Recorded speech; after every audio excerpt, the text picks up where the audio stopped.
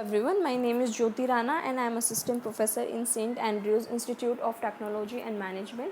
In my previous lecture, I told you about the computer networks, about the network hardware, software, data link protocol, about the sliding window protocol and error detection and correction techniques. And today we are going to study about IEEE standards, satellite network and about the elementary data link protocols. IEEE standard IEEE क्या है? Institute of Electrical and Electronics Engineering. So इसने क्या किया? In 1985 the Computer Society of IEEE started a project called Project 802 to set standards to enable intercommunication among equipment from a variety of manufacturers. 1985 में जो computer society थी IEEE की, उसने एक project start किया था जिसका नाम था project 802.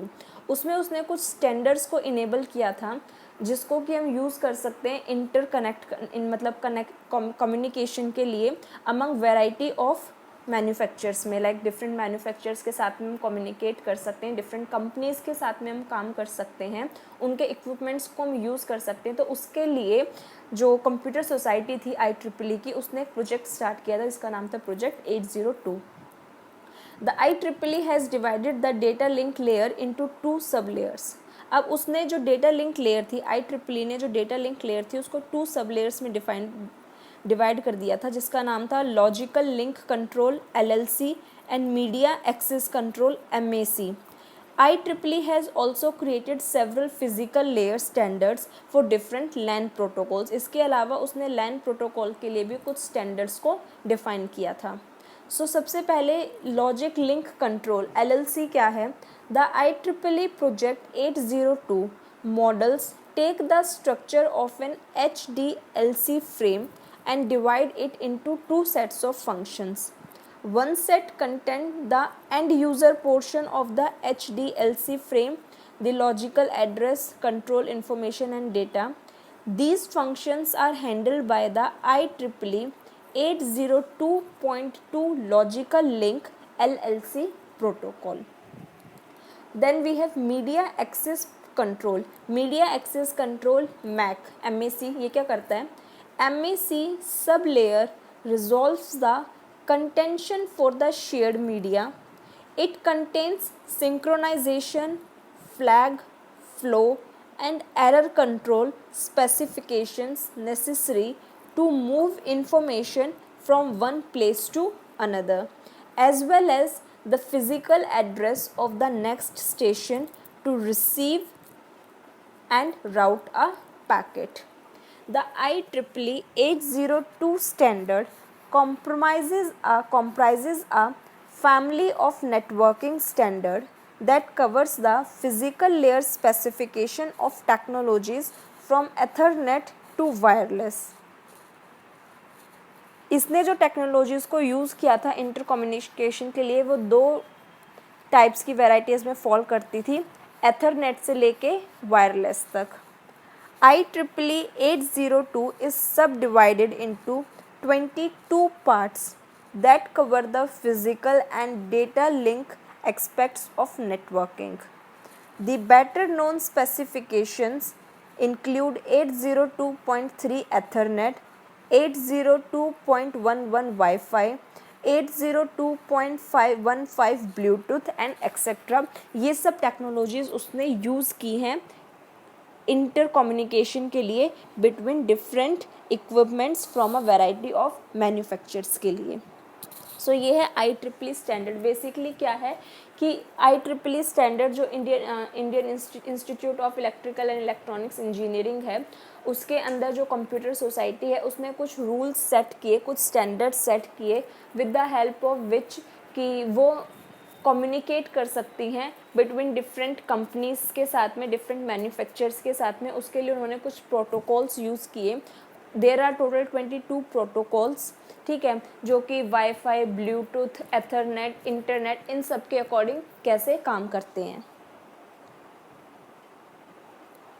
Then we have satellite network. So what is satellite network? In my previous lecture I told you about satellite communication कि satellite communication क्या होता है. ये एक artificial communication system होता है जिसको कि हम यूज़ करते हैं geographical areas के साथ में कम्युनिकेट करने के लिए कि जहाँ पे हमारे कंप्यूटर नेटवर्क्स काम नहीं कर सकते हैं. तो वहाँ पे लाइक मैं इंडिया में रहती हूँ and if anyone is in USA तो मुझे वहाँ से इन्फॉर्मेशन अटेंड करनी है. तो मैं कैसे करूँगी? So I will take the information of USA with the help of satellite. ठीक है. तो सैटेलाइट की वजह से मैं उस जोग्राफिकल एरिया की वहाँ की किसी पोजीशन की या किसी लोकेशन की अगर मुझे वहाँ से डेटा को फैच करना है तो with the help of satellite मैं उसको फैच कर सकती हूँ. अब सैटेलाइट नेटवर्क क्या है? Satellites are the height of modern communication technology. They provide global wide access to information by transmitting radio signals from orbit around the earth. ठीक है. आज के टाइम पे ये एक मॉडर्न कम्युनिकेशन टेक्नोलॉजी है. ये हमें ग्लोबल वाइड एक्सेस देते हैं. They provide global wide access to information by transmitting radio signals transmit करते हैं ये ऑर्बिट से अर्थ ग्राउंड पे. Communication satellites are used in networks by retransmitting signals from a ground base to large area of the earth. A communication satellite is specialized wireless receiver transmitter receiving radio waves from one location and transmitting them to another. This is launched by a rocket and placed in the orbit around the earth. अब ये communication satellite कैसे काम करती है कि हम एक rocket को लॉन्च करते हैं. ठीक है. और वो ऑर्बिट में जाके एक सैटेलाइट को लॉन्च करता है. अब वो सैटेलाइट क्या है कि वो सैटेलाइट वहाँ पे या तो वो स्टेशनरी होती है या वो मूविंग कंडीशन में होती है. अगर वो स्टेशनरी है तो वहाँ से हम जब चाहें उसको ट्रैक करने की ज़रूरत नहीं पड़ेगी. हम जब चाहें उससे इन्फॉर्मेशन को फैच कर सकते हैं. अदरवाइज़ अगर मेरी जो मूविंग सैटेलाइट्स होती हैं उनको मुझे पहले ट्रैक करना पड़ता है, देन मैं उनसे डेटा को फैच कर सकती हूँ. Today there are 100 of commercial satellites in operations around the world. आज के टाइम पे thousands of as in my previous lecture I told you that there are 20,000 satellites in the earth. ठीक है. जो कि मूव कर रही हैं. तो उन सबको प्राइवेट भी यूज़ करते, प्राइवेट कंपनीज भी यूज़ करती है और गवर्नमेंट ऑर्गेनाइजेशंस भी यूज़ करती है. तो वही चीज़ है कि there are hundreds of commercial satellites in operations around the world. Advantages क्या हैं इसके सैटेलाइट नेटवर्क के? It is seamless. Satellites inherent strength as a broadcast medium makes it ideal for the simultaneous distribution of bandwidth intensive information to hundreds और thousands of location. Seamless का मतलब है कि ये कहीं पर ये नहीं है कि कहीं पर हम इसको ज़्यादा यूज़ कर सकते हैं, इसकी रेंज कहीं पर ज़्यादा या इसकी रेंज कहीं पर कम है. इक्वल है. ठीक है. इसकी जो बैंडविथ है वो इक्वल है. साइमल्टेनियसली उसकी बैंडविथ डिस्ट्रीब्यूशन है. ठीक है. जिसको 100 या थाउजेंड्स ऑफ लोकेशन पे हम यूज़ कर सकते हैं. Fast. Unlike most terrestrial alternative satellite networks can be rolled out quickly and inexpensive to hundreds or thousands of locations, connecting cities or remote locations across a large landmass where copper or fiber is cost prohibitive. Since satellite networks can be set up quickly, companies can be fast to market with new services. जो satellite communication है satellite network से ये fast है as compare to अगर मैं fibre optic या optical cables use करूँ. क्योंकि फाइबर ऑप्टिक या ऑप्टिकल केबल्स को मैं लार्ज एरियाज़ में यूज़ करूँगी तो वहाँ पे मेरी कॉस्ट बढ़ जाएगी और कॉस्ट बढ़ने के साथ में बैंडविड्थ भी डिक्रीज़ हो जाएगी. जबकि सैटेलाइट के साथ में ये प्रॉब्लम आकर नहीं होगी. सैटेलाइट को मैं ईजिली यूज़ कर सकती हूँ. ये मुझे फास्ट इन्फॉर्मेशन प्रोवाइड करता है और इसका सेटअप भी ईजी होता है as compare to long distance में अगर मैं बात करूँ. Expandable. Satellite networks are easily scalable, allowing users to expand their communication networks and their available bandwidth easily. In coordination with local vendors, expanding a network on the ground requires the ordering of new terminals, components, and the commission of increased bandwidths at each site. In my previous lecture जब satellite communication के बारे में हम पढ़ रहे थे सो I told you कि जब सैटेलाइट ऑर्बिट से इंफॉर्मेशन को सेंड करती है तो अर्थ ग्राउंड पे एंटीनाज होते हैं और एंटीनाज उस इंफॉर्मेशन को रिसीव करके लाइक जो भी कंपनी उस डेटा को चाहिए उसको वो प्रोवाइड करते हैं.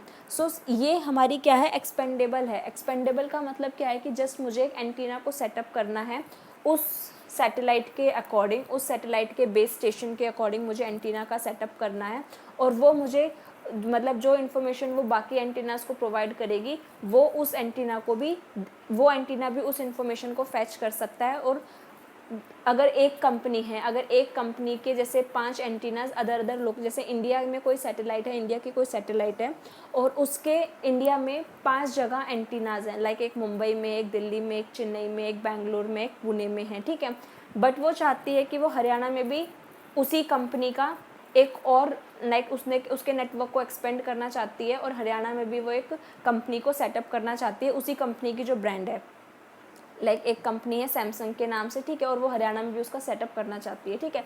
तो अब उसको सैटेलाइट से उसकी इन्फॉर्मेशन की चाहिए, जो सैटेलाइट उस बाकी 5 लोकेशंस को इन्फॉर्मेशन दे रही है, अब हरियाणा वाली कंपनी को भी उसकी लोकेशन चाहिए।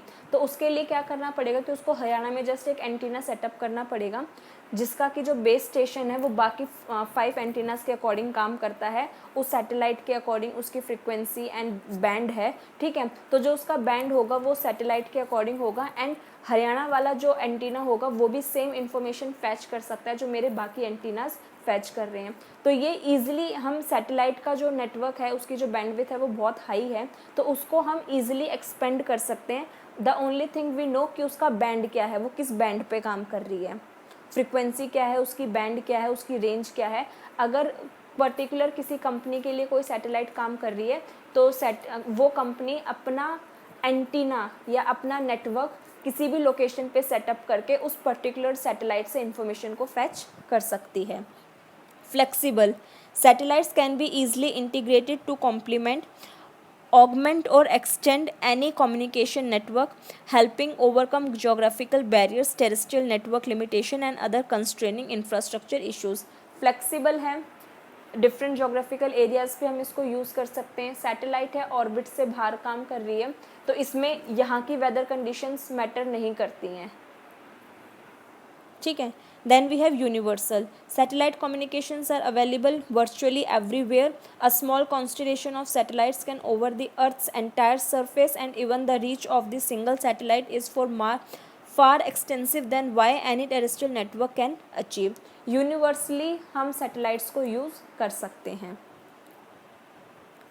Versatile satellites can support all of today's communication needs, transactional, multimedia application, video, voice, cellular networks, entertainment and breaking news. Versatile का मतलब है कि सैटेलाइट्स को हम किसी पर्टिकुलर ऑपरेशन के लिए यूज़ नहीं करते हैं, इसको हम अपने इंटरनेट के लिए भी यूज़ कर सकते हैं, वॉइस डेटा के लिए भी यूज़ कर सकते हैं, ठीक है, ट्रांजेक्शन्स के लिए भी यूज़ कर सकते हैं। There are so many activities which we can perform with the help of satellite network. Bring broadband to the last mile of residents and businesses. Overcome regulatory issues that make alternative career dependent on incumbents. Deliver a communication infrastructure to areas where terrestrial alternatives are unavailable, unreliable or simply too expensive. अब और इसके advantages क्या होते हैं कि जो areas जहाँ पे हम इंटरनेट को ईजिली अवेलेबल नहीं है तो वहाँ पे with the help of satellite हम इंफॉर्मेशन को फैच कर सकते हैं।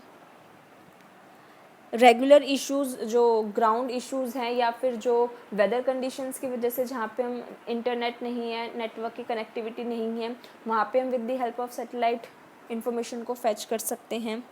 Broadband to the last mile of residential businesses. अब इसके डिसएडवांटेज क्या है? Requires line of sight. In order to receive the satellite signal, your receiver needs to have a clear view of the target satellite in the sky. Factors which block the path, such as clouds or dust caused by weather, could disrupt the signal. Line of sight क्या होता है कि एक antenna जो ground पे है वो एक कॉन्टैक्ट क्रिएट करता है with the help of satellite. उसको जो कॉन्टैक्ट वो क्रिएट करता है उस कॉन्टैक्ट का नाम है लाइन ऑफ साइट, ठीक है। तो सैटेलाइट से कनेक्शन बनाने के लिए एंटीना का उस सैटेलाइट से लाइन ऑफ साइट होना बहुत ज़रूरी है, जो कि डिस्टर्ब हो सकता है अगर स्काई में क्लाउड्स हैं या फिर वेदर कंडीशन थोड़ी सी इनएप्रोप्रिएट है। Satellites are expensive. Satellites are not cheap to build. They require expensive components which have to operate in space. A satellite launch can cost anywhere between $50 millions and $400 millions.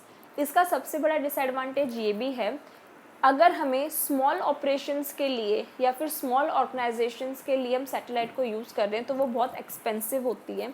इसकी जो minimum cost होती है वो 50 million dollar से start होके 400 million dollars तक जा सकती है। तो स्मॉल ऑपरेशंस के लिए एक्सपेंसिव है। अगर कोई वास्ट कंपनी, कोई बड़ी कंपनी ग्लोबली इस पे काम करना चाहती है तो उसके लिए satellite is the best option. Large signal delays. Since satellites are so far from the earth and the speed of the light is still the limiting factor for communication, satellites suffer from the large signal delays compared to the ground based network which operate over shorter distances. These delays make satellite communication unsuitable for interactive communication such as with video and audio and games. अब ये इसका disadvantage क्या है कि delay, satellites orbit से भी orbit के बाहर है, मतलब अर्थ क्रस्ट के बाहर सैटेलाइट्स को लॉन्च किया हुआ है। सो वहाँ से सिग्नल को रिसीव करने के लिए थोड़ा सा टाइम लगता है। एंड दिस जो टाइम डिले है, अगर हम कोई स्मॉल ऑपरेशन परफॉर्म कर रहे हैं या फिर कोई इंपॉर्टेंट ऑपरेशन परफॉर्म कर रहे हैं, अगर उस टाइम पे ये डिले अगर होता है so it is considered as an disadvantage of the satellites. Elementary data link protocol. Protocols in the data link layer are designed so that this layer can perform its basic function: framing, error control, and flow control. Framing is the process of dividing bit streams from physical layer into data frames whose size ranges from a few hundreds to few thousand bytes. Error control mechanism deals with the transmission error and retransmission of corrupted and lost frames. Flow control regulates speeds of delivery and so that a fast sender does not drown a slow receiver. अब data link layer के बारे में हमने पढ़ा था। तो data link layer में क्या था कि उसके कुछ पार्ट्स थे, जैसे कि फ्रेमिंग क्या करता था कि डेटा को इनकैप्सुलेट कर देता था और उसके बाद में वो उस डेटा को नेटवर्क लेयर को सेंड कर रहा था। ठीक है। Error control and error detection क्या कर रहे थे कि जो फिजिकल लेयर से जो डेटा उनको प्रोवाइड हुआ है उसको वो एरर फ्री करके उसमें एरर डिटेक्ट करके उसको उसके एरर को करेक्ट करके उसके बाद में वो उसको सेंड कर रहे थे डेटा लिंक लेयर को। ऐसे ही फ्लो कंट्रोल क्या कर रहा था, फ्लो कंट्रोल रेगुलेट कर रहा था स्पीड ऑफ डिलीवरी की। ठीक है, कि fast sender does not drone for a slow receiver. अब एलिमेंट्री कंट्रोल कैसे काम करता है? Protocols in the direct data link layer are designed so that layers can perform its basic function. अब types of data link protocol क्या हो सकते हैं? दो टाइप के हो सकते हैं प्रोटोकॉल्स। डेटा लिंक प्रोटोकॉल्स मेरे टू टाइप्स के होते हैं, noiseless channel and for noisy channel. Noiseless channel again मेरे टू टाइप्स के होते हैं, simplex and stop and wait. And for noisy channel there are three types, stop and wait, automatic repeat request, go back and automatic repeat request, and selective repeat automatic repeat request. So ARQ की full form है automatic repeat request. Simplex protocol क्या होता है इसमें? Simplex protocol में क्या होता है कि हाइपोथेटिकल होता है, यूनिडायरेक्शनल होता है। यूनिडायरेक्शनल का मतलब है कि सेंडर इसको एक बार ट्रांसमिट कर देगा एंड रिसीवर को उसको आगे फर्दर प्रोसेस करना पड़ेगा विदाउट वो मतलब उसको रिसीवर उसको रीसेंड नहीं कर सकता है, रीट्रांसमिट नहीं कर सकता है। और रिसीवर इस कंडीशन में सिंप्लेक्स प्रोटोकॉल में ना ही तो वो एरर कंट्रोल करता है और ना ही वो फ्लो कंट्रोल मैनेज करता है। एरर कंट्रोल का मतलब ये है कि अगर सेंडर ने डेटा को सेंड कर दिया तो रिसीवर को उसको आगे प्रोसेस करना ही पड़ेगा, डजेंट मैटर कि उसमें एरर है कि नहीं है। और वो फ्लो कंट्रोल मैनेज नहीं कर सकता है कि अगर एक डेटा उसने सेंड किया और उसके साथ में उसने दूसरा फ्रेम भी सेंड कर दिया तो वो उसको प्रोसेस नहीं करेगा। So simplex protocol simple method होता है, यूनिडायरेक्शनल होता है और ये data control and error control, flow control and error control को हैंडल नहीं करता। Then we have stop and wait protocol. Stop and wait protocol क्या करता है? Provides unidirectional data transmission without any error control facility. Stop and wait protocol भी unidirectional होता है like simplex method के। इसको भी हम नॉइजलेस चैनल की तरह यूज़ करते हैं, बट ये एरर कंट्रोल फैसिलिटी प्रोवाइड नहीं करता है। ये सिर्फ फ्लो कंट्रोल फैसिलिटी प्रोवाइड करता है so that a fast sender does not drone a slow receiver. The receiver has finite buffer size with finite processing speed. अब रिसीवर का जो बफर साइज़ है वो फाइनाइट है और उसकी जो प्रोसेसिंग स्पीड है वो भी फाइनाइट है। The sender can send a frame only when it has received indication from the receiver that is available for further data processing. Simplex data को सेंड कर देता था, अब मैं आपको दोबारा से एक बार डिफरेंस बताती हूँ। नॉइजलेस चैनल दो टाइप के थे, stop and wait and simplex method. So simplex method भी मेरा यूनिडायरेक्शनल था, स्टॉप एंड वेट प्रोटोकॉल भी मेरा यूनिडायरेक्शनल है। यूनिडायरेक्शनल का मतलब है कि डेटा सिर्फ सेंड होगा और रिसीवर उसको रिसीव करके प्रोसेस करेगा, रिसीवर उसको रीसेंड नहीं कर सकता है, ठीक है, पहली चीज़। दूसरी चीज़, सिंप्लेक्स जो था ना तो वो मेरा एरर डिटेक्ट कर रहा था और ना वो मेरा फ्लो कंट्रोल मैनेज कर रहा था। सेंडर ने डेटा को सेंड किया, रिसीवर ने उसको रिसीव किया, वो ये चेक नहीं करेगा कि उसमें एरर है एरर नहीं है, वो सीधा उसको प्रोसेस कर देगा, ठीक है। सेंडर वेट नहीं करेगा कि उसको एक्नॉलेजमेंट मिले उसके बाद में वो नेक्स्ट डेटा भेजे, वो एक फिक्स्ड ड्यूरेशन के बाद में अपने आप सेकंड डेटा को, सेकंड फ्रेम को सेंड कर देगा। स्टॉप एंड वेट प्रोटोकॉल में क्या है कि सेंडर डेटा को सेंड करेगा, रिसीवर उसको रिसीव करेगा और उसको आगे प्रोसेस कर देगा। एरर मतलब एरर चेक नहीं करता है, वो ये चेक नहीं करेगा कि वेदर जो मैं प्रोसेस कर रहा हूँ डेटा उसमें एरर है कि नहीं है, वो सिर्फ उसको आगे प्रोसेस कर देगा। But stop and wait protocol में क्या है कि वो फ्लो कंट्रोल मैनेज करता है। अब वो फ्लो कंट्रोल कैसे मैनेज करता है कि वो डेटा को, जैसे उसको डेटा रिसीव होता है, वो सेंडर के पास एक एक्नॉलेजमेंट सेंड करेगा कि हाँ मुझे डेटा मिल गया है, ठीक है, और फिर उसके बाद में वो एक एक्नॉलेजमेंट सेंड करेगा कि येस मैं जो मेरे पास प्रेजेंट डेटा था मैं उसको प्रोसेस कर चुका हूँ, now I am free and now send me the next frame. तो ये फ्लो कंट्रोल को मैनेज करता है, बट एरर कंट्रोल को नहीं, एरर कंट्रोल ये नहीं कर सकता है। सिंप्लेक्स ना ही एरर कंट्रोल कर सकता था और ना ही फ्लो कंट्रोल कर सकता था, and they both are unidirectional. तो इसको हम यूज़ करते हैं नॉइजलेस चैनल्स के लिए। नॉइजलेस चैनल मेरे बेसिकली वो चैनल्स होते हैं जहाँ पे नॉइज़ प्रेजेंट नहीं होती है, जहाँ पे अनवांटेड सिग्नल्स मेरे जो डेटा ट्रांसमिट होता है उसके साथ में अनवांटेड सिग्नल्स मेरे ऐड नहीं हो सकते हैं। Then we have noise channels. अब नॉइज़ चैनल क्या है कि मेरे तीन टाइप के थे, stop and wait ARQ, go back and ARQ and selective repeat ARQ।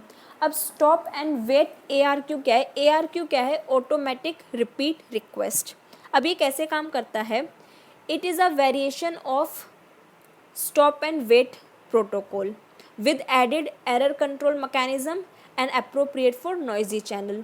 Stop and wait protocol क्या था कि वो एरर कंट्रोल नहीं कर रहा था, सिर्फ फ्लो कंट्रोल कर रहा था। बट जो मेरा स्टॉप एंड वेट ARQ है, ये क्या है कि ये मेरा एरर भी कंट्रोल करता है। इसको हम बोल सकते हैं कि एक वेरिएशन है, ये एक एड ऑन फीचर है स्टॉप एंड वेट प्रोटोकॉल पे। तो ये क्या करता है कि it is a variation of the stop and wait protocol with added error control mechanism and appropriate for noisy channel. The sender keeps a copy of send frame. जब sender data को send करता है तो उसकी एक copy अपने पास रख लेता है, and wait for the finite time to receive a positive acknowledgement from the receiver. और वो एक फाइनाइट टाइम 1 मिनट 2 मिनट कुछ भी, मतलब एक एग्जाम्पल की तरह बता रही हूँ कि वो उस फाइनाइट टाइम तक वेट करता है to receive a positive acknowledgement from the receiver. If the timer expires or receives a negative acknowledgement, the frame is retransmitted. If the positive is received, then next frame is sent. अब क्या है कि sender एक finite time के लिए wait करता है। अगर उस फाइनाइट टाइम में उसको रिसीवर ने पॉजिटिव एक्नॉलेजमेंट सेंड कर दी, तो पॉजिटिव एक्नॉलेजमेंट का मतलब है कि हाँ जो उसने डेटा सेंड किया था वो करेक्ट था, ठीक है, और अब वो फ्री है नेक्स्ट डेटा के लिए, तो सेंडर उसको नेक्स्ट फ्रेम सेंड करेगा। अगर रिसीवर ने उसको नेगेटिव एक्नॉलेजमेंट सेंड की, तो नेगेटिव एक्नॉलेजमेंट का मतलब है कि या तो उसको डेटा सेंड नहीं हुआ है, डेटा लॉस्ट हो गया है, या फिर डेटा में क्या है, एरर है। तो इस कंडीशन में वो क्या करेगा कि जो उसने कॉपी अपने पास रखी थी, जो उसने फ्रेम सेंड किया था, जो तो उसकी कॉपी उसने एक अपने पास रख ली थी, अब वो उस फ्रेम को दोबारा से उसको चेक करके दोबारा से वो रिसीवर के पास ट्रांसमिट करेगा। सो ऐसे this is the working of stop and wait ARQ। Then we have go back and ARQ। तो गो बैक एंड ARQ कैसे काम करता है? Sending multiple frames before receiving the acknowledgement of first frame. It uses the concept of sliding window, so it is called sliding window protocol. The frames are sequentially numbered and a finite number of frames are sent. If the acknowledgement of a frame is not received within the time period, all the frames from the starting frames are retransmitted. Go back and ARQ कैसे काम करता है कि मैंने आपको sliding window protocol में बताया था कि वो एक साथ में मल्टीपल फ्रेम्स को सेंड कर देगा और एक फिक्स्ड ड्यूरेशन जो उसका फाइनाइट टाइम था उस टाइम तक वेट करेगा कि रिसीवर उसको पॉजिटिव एक्नॉलेजमेंट सेंड करे. अब अगर उस फाइनाइट टाइम में रिसीवर ने उसको पॉजिटिव एक्नॉलेजमेंट सेंड नहीं की और वो टाइम एक्सपायर हो गया, तो सेंडर उन सारे फ्रेम्स को लाइक उसने 5 फ्रेम्स सेंड किए थे तो वो उन 5 के 5 फ्रेम्स को दोबारा से रीट्रांसमिट करेगा. तो इस प्रोसीजर में ज़्यादा टाइम लगता है और ये कॉस्टली मेथड होता है. Then we have selective repeat ARQ. Selective repeat ARQ क्या है कि this protocol also provides for sending multiple frames before receiving the acknowledgement for the first frame. However, only the erroneous or the lost frames are retransmitted while the good frames are received and buffered. Selective repeat ARQ कैसे काम करता है कि ये भी multiple frames को एक बार में सेंड कर देगा without receiving acknowledgement for the first frame. अब वो फाइनाइट टाइम के लिए वेट करेगा. अगर उसको पॉजिटिव एक्नॉलेजमेंट मिलती है तो वो नेक्स्ट जो नंबर ऑफ सेट फ्रेम्स है उसको सेंड करेगा. अगर उसको नेगेटिव एक्नॉलेजमेंट मिलती है, नेगेटिव एक्नॉलेजमेंट का मतलब है कि उसको पता चलता है कि मैंने भाई 5 फ्रेम सेंड किए थे और अगर उसके 5 फ्रेम में से किसी भी एक फ्रेम में कोई एरर है या कोई फ्रेम लॉस्ट हो गया है तो वो सिर्फ उन फ्रेम्स को ही दोबारा से सेंड करेगा जिसमें एरर था और जो लॉस्ट हुए थे. वो कंप्लीट जो उसका सेट था फ्रेम्स का लाइक 5 सेट्स का फ्रेम था तो वो 5 के 5 फ्रेम दोबारा से सेंड नहीं करेगा. वो सिर्फ जिन फ्रेम्स में एरर था या जो फ्रेम लॉस्ट हुआ है उनको ही सेंड करता है. सो अभी हम लोगों ने गो back and ARQ and select